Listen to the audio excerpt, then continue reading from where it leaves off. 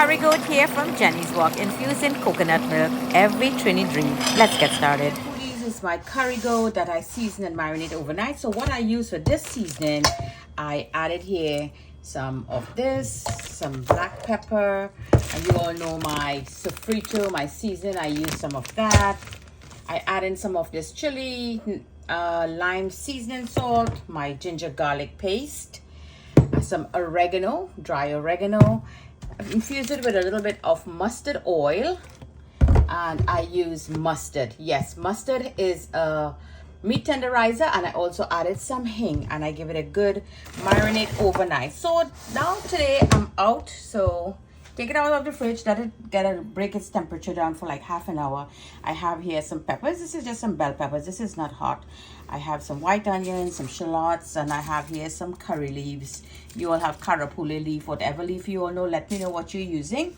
And we're going to start cooking this, and I have my spices. So let's get started. So here in my big old Betsy pot, my devoted curry pot, I have some used oil that where I fry some roti with. Yeah, fry roti. Nice flavors in there.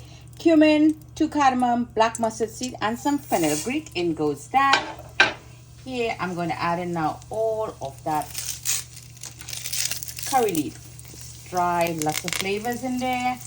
Add in some of my broken bay leaves. That's the ending up of it. And all the stuff that we had in the pot on the chopping board into the pot. That goes dry lime, and I explained to you what the dry lime does. Do not add too much oil because that goat have a lot of fat in there. I did take some out, but I also leave some in. So let this cook, and we'll be right back. Let's take a look now. Beautiful. Lower that heat now. So in goes some chili powder. And I'm going to be using this lovely coconut curry powder. Yep, it's a Guyanese and Trini thing. It has a lovely sweet taste to it for the coconut. So I'm just going to add that in.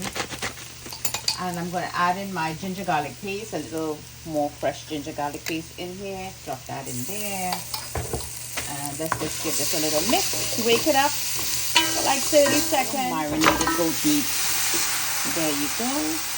I do not add salt to my meat, as you all know, my foodies who follow me, because you do not want your goat to release a lot of water, meaning that it will break down and a lot of water will be in there. You don't want that. So let's just give this a bit mix. It's still a bit cold from the fridge.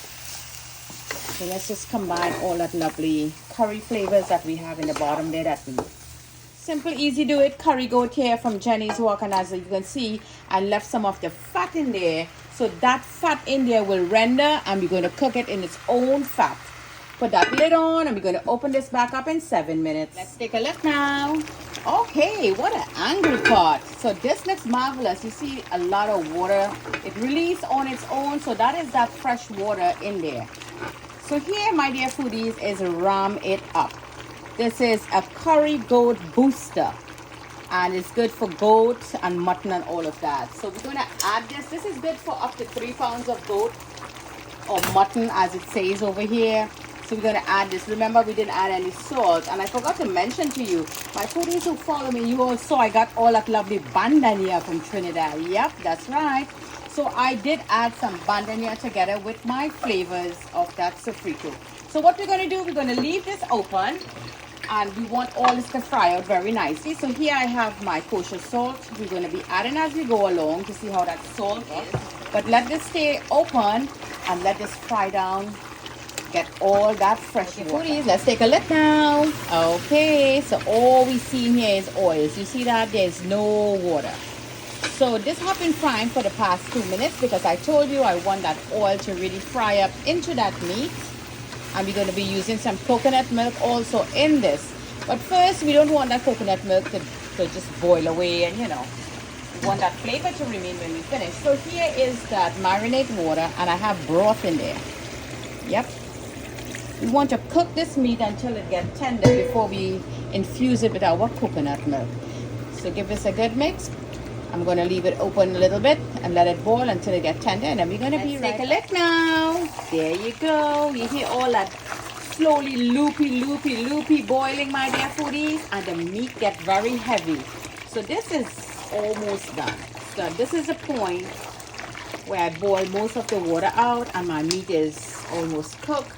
I have like less than 20 minutes. This is the point I'm going to add my coconut milk. Rich, thick, creamy goodness of coconut milk. Now remember, coconut milk is going to bring in a little sweetness into this dish. So if you do not like that, don't use it. Or you could just use a minimal amount of coconut milk to infuse into your lovely curry goat. So that is all I'm going to be added in there. And I'm going to give this like 15 to 20 minutes. You see the bone is already falling out of the meat. And I want to add just a little bit of garam masala. There we go. Let me get that garam out. I wasn't ready, foodies. So here's my little garam masala that I would buy in bulk. So just give it a little sprinkle there. Put it on medium-low heat and nothing else goes in there. Put that lid on and let's finish this lovely dish up here. Curry goat from Jenny's Wok. Let's do that plating now. So here Granny will put up her nice enamel plate for a big Sunday lunch.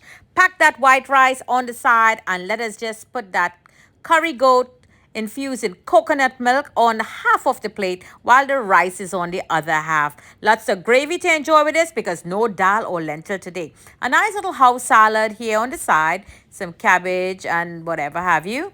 Some pepper there for uncle and a nice piece of ripe avocado. Some great refreshing Morby drink. There's a lots of recipe on the page that you could take a look how to make that.